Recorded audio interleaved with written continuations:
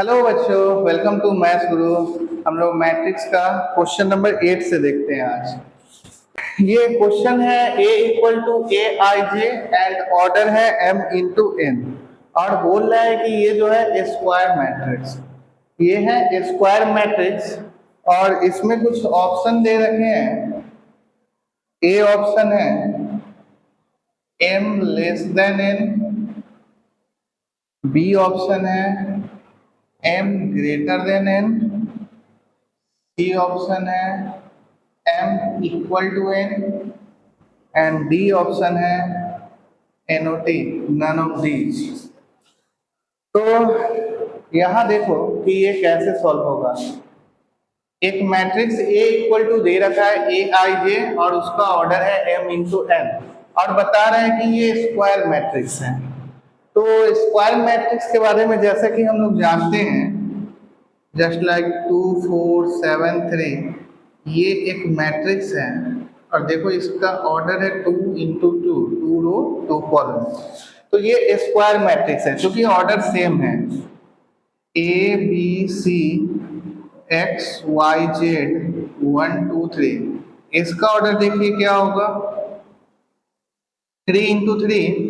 देखो ये भी स्क्वायर मैट्रिक्स है जिसमें ये रो को डिनोट करेगा और ये कॉलम को डिनोट करेगा।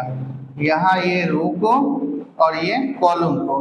तो यहाँ ध्यान दीजिए कि ये स्क्वायर मैट्रिक्स है। तो इसमें होता क्या है कि देखो रो और कॉलम दोनों बराबर है, रो और कॉलम दोनों बराबर है। तो यहाँ जो क्वेश्चन में एक ए मैट्रिक्स के बारे में दे रखा है कि ये जो मैट्रिक्स है ये स्क्वायर मैट्रिक्स है जिसका ऑर्डर m इंटू n है। तो m रो को डिनोट करेगा, n कॉलम को डिनोट करेगा। इसका मतलब ये हुआ कि रो और कॉलम बराबर होगा, then m equal to n। यही हमारा आंसर हुआ। आइए क्वेश्चन नंबर 9 देखते हैं। क्वेश्चन नंबर 9 है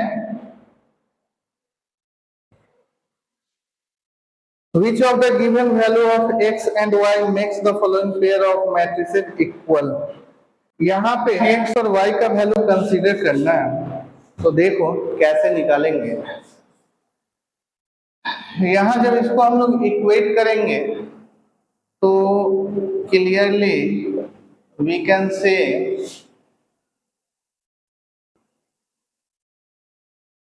3x प्लस 7 इक्वल टू, ये 0 के इक्वल होगा तो 3x इक्वल टू 7 होगा।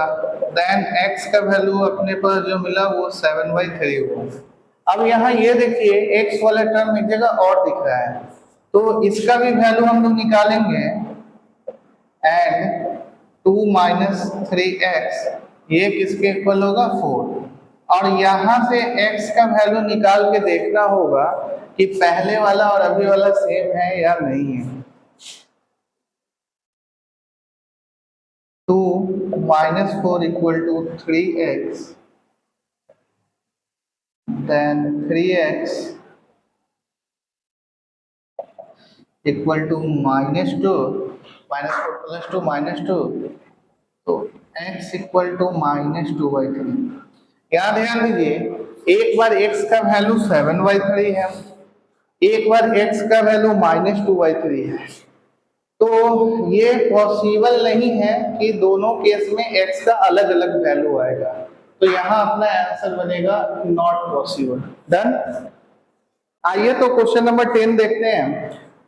क्वेश्चन है the number of all possible matrices of order 3 into 3। Order दे रखा है 3 इंटू 3।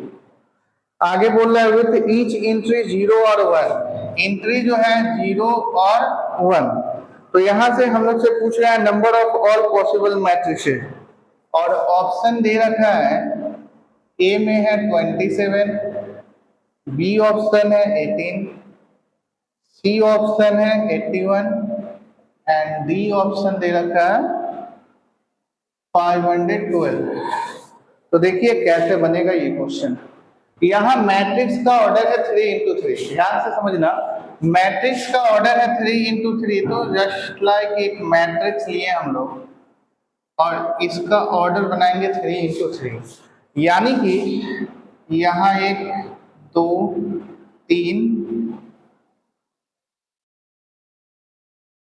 कुछ ऐसा एलिमेंट होगा जिसका ऑर्डर हो गया 3 × 3। देखिए 3 रो हो गया और 3 कॉलम। यहाँ पे ये देखना है कि हर प्लेस पे या तो 0 या तो 1 डाल सकते हैं। यहाँ भी 0 1 डाल सकते हैं, यहाँ भी 0 1 डाल सकते हैं, यहाँ भी 0 1 डाल सकते हैं। तो ध्यान से देखिए हर प्लेस पे कितना एलिमेंट हम लोग डाल सकते हैं, 2 एलिमेंट डाल सकते हैं। यहाँ भी 0 1 होगा, यहाँ भी 0 1 होगा, ऐसे करके सब में 0 या फिर 1 डाल सकते हैं। तो सारे जगह 2 एलिमेंट्स हैं। तो यहाँ देखो टोटल 1 2 3 4 5 6 7 8 9 टाइम्स है, यानी कि 2 को 9 टाइम मल्टीप्लाई करना है, यानी कि 2 पे पावर 9 जो कि होगा 512। तो यहाँ पे नंबर ऑफ पॉसिबल मैट्रिसेस 512, यही हमारा